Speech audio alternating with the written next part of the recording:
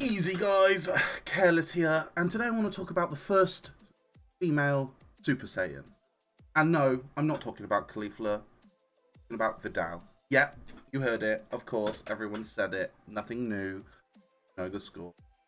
But I want to talk about it from more as a sciencey point.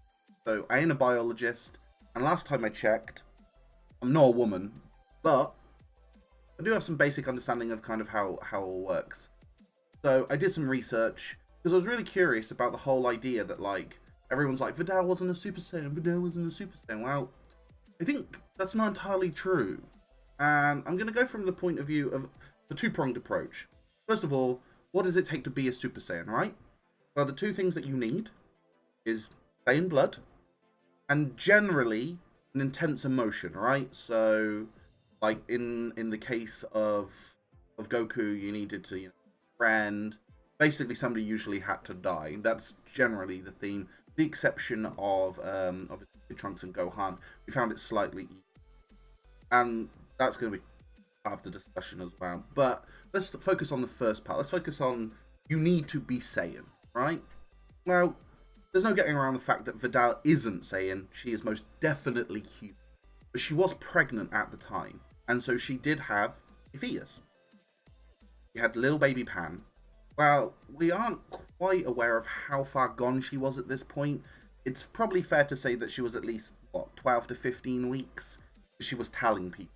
Generally, people don't discuss their pregnancy usually before that, because for really boring and depressing things, there is a high chance of miscarriage. But we'll step away from that. We want to keep this kind of light. But, so let's just say she's kind of around to that point. So this is a well-established child on the way to being born, yeah? So there's going to be blood, naturally, right? I mean, you've got blood, baby's got blood, there's blood. But there is a part in between the child and the mother called the placenta, which share all the things that the child needs. So food, nutrients, oxygen, all the boring stuff. But it also sends stuff out. So it's a two-way stream. So they send out waste products. You know, the excess that the child didn't need. So for a short time, she was having Saiyan cells passed into her body.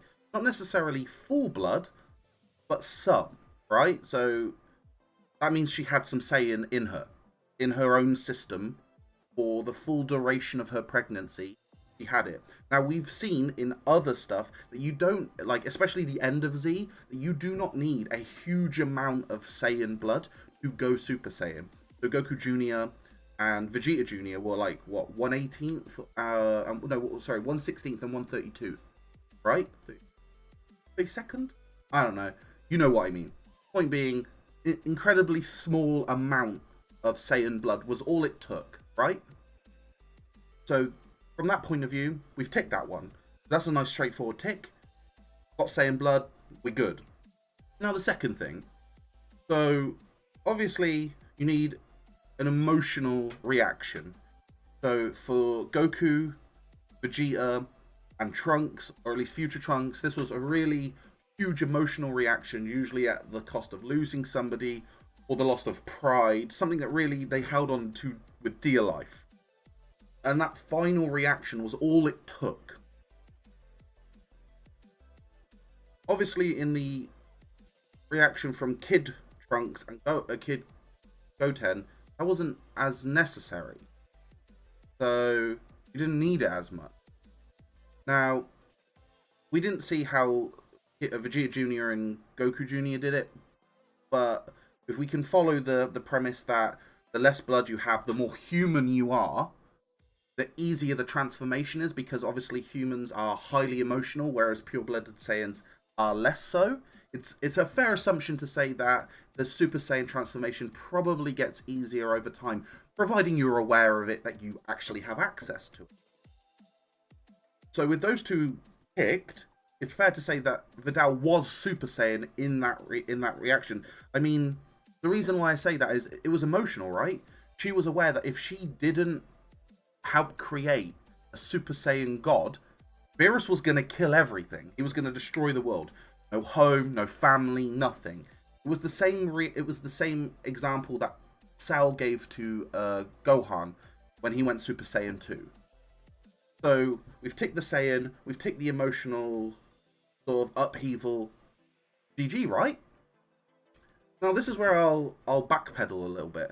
So I agree that Vidal is the first female Super Saiyan in the show.